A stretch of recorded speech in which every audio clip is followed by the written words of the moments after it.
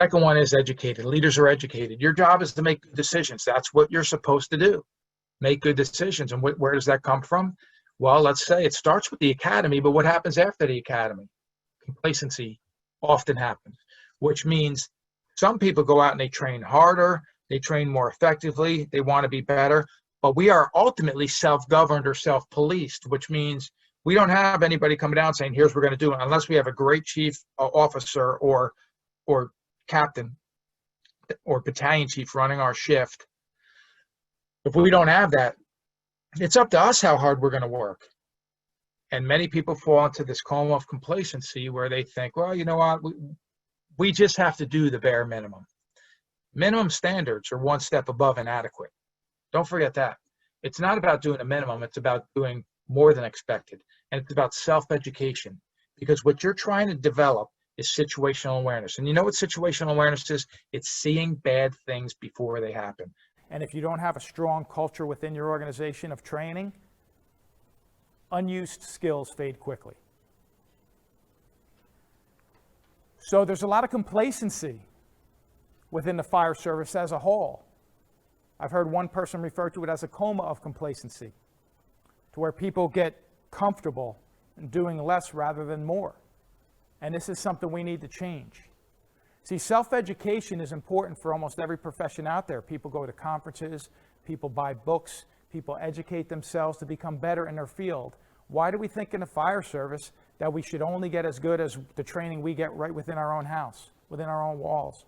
This is something that needs to change. And sometimes, by the way, I do feel like I'm preaching to the choir, because you're here on your own time. So you're here to be educated, and I respect you for that. But this is a message we need to get beyond this room. And we need to start talking to people about educating yourself. 4 best ways to learn that I've found for our industry anyway: books and videos, seminars, on-the-job training and drills, real-world incidents. And here's the thing you get when you get a book. You're getting 20, 30, sometimes 40 years of experience that a person has that you didn't. So take advantage of that. Seminars or events, and we can include webinars now in this. Why? Because again, same reason, someone's sharing with you some of their own experiences. On-the-job training and drills. When we go out there and we're stretching lines and we're entering the building and we're putting water on the fire or smoking a building up and doing a search rescue. Why? Because that's when we're practicing for the speed of the game. And don't just do your drill where you just show up, go into the building, do it, rescue the mannequin, or let's just say this, don't just go into the room in a fire station, move some furniture around, rescue a mannequin, pull it out, and think the drill's over. The drill's not over, right? You practice the skill, but add some urgency to that. Time yourself. Make it more realistic. Do 2 back-to-back rooms. Find a mannequin, pull one out, go right to the next room, because now it becomes a little bit more realistic. Before is real-world incidents. There's an asterisk there for a reason, because that's a hard place to get a hard lesson. But we can turn that into post-incident analysis and learn from that event afterwards. That's why that asterisk is there.